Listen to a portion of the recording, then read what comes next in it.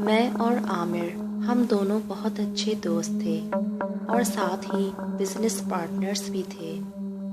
Highway के नज़दीक आमने सामने दो बड़े गैस स्टेशन थे जिसका ऑनर आमिर था।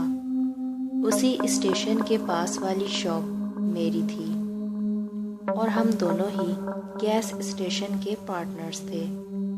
क्योंकि स्टेशन की सर्विस 24 आवर्स होती है, इसलिए हम दोनों दोस्त 12-12 घंटे की ड्यूटी दिया करते थे। सुबह के वक्त आमिर स्टाफ को हैंडल करता था और मेरी ड्यूटी रात 8 बजे शुरू होती थी। एक रात मैं मामूल के मुताबिक स्टेशन पहुंचा और स्टाफ के साथ वहां काम करने लगा।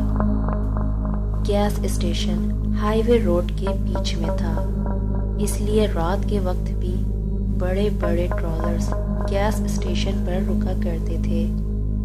3 बजे तक मैं स्टेशन का सारा हिसाब करके अपनी शॉप में आ जाता था। सर्दियों का मौसम था, रात के 3:30 बजे का वक्त था। स्टेशन पर अब ज़्यादा गाड़ियां नहीं थी, इसलिए आधा स्टाफ आराम करने के लिए ऑफिस में चला गया।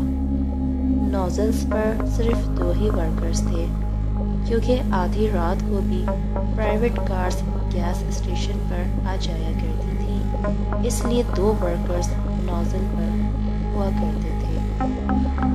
मैं अपनी शॉप पर अगले दिन के लिए सामान की लिस्ट तैयार कर रहा था।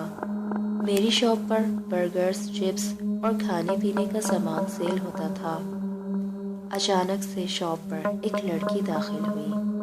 उस वक्त काउंटर पर मैं ही खड़ा था। उस लड़की ने मुझसे बर्गर लिया और साथ ही खाने की कुछ और भी चीज़ें ली। उस लड़की के चेहरे पर मास्क लगा हुआ था। वो बोले बिना ही हाथ के इशारे से सामान निकलवा रही थी। सामान लेने के बाद काउंटर पर पैसे देकर वो शॉप से बाहर निकल गई।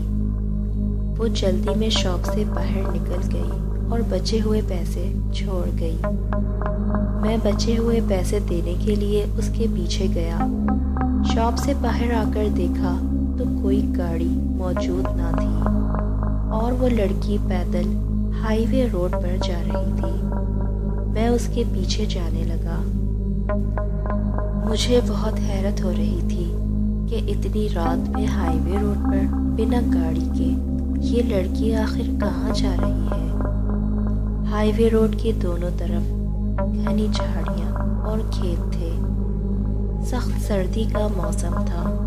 मैंने उसे आवाज़ देकर मुखातिब किया, मगर उसने मेरी बात ना सुनी और खेतों की तरफ जाने लगी। जैसे ही मैं दौड़ लगाकर उसके करीब पहुंचा और उससे कहा, मैडम आपका चेंज। उसने मुझे जैसे ही पलट कर देखा तो मैं वहाँ पर जैसे कि फ्रीज हो गया, क्योंकि उस लड़की के चेहरे से मास्क उतर चुका था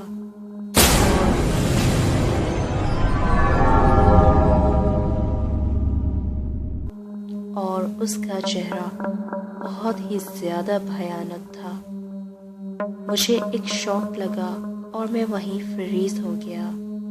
देखते ही देखते वो मेरी आंखों के सामने ही उछल हो गई। उसे देखने के बाद मेरा दिमाग बिल्कुल ही माफ हो गया। अब 50 डेज मैं इस हादसे से बाहर नहीं निकल पाया। शायद सुनने वालों को मेरी कहानी मजाक लगे या फिर एक झूठ, मगर जो मेरे साथ बीती वो मैं कभी नहीं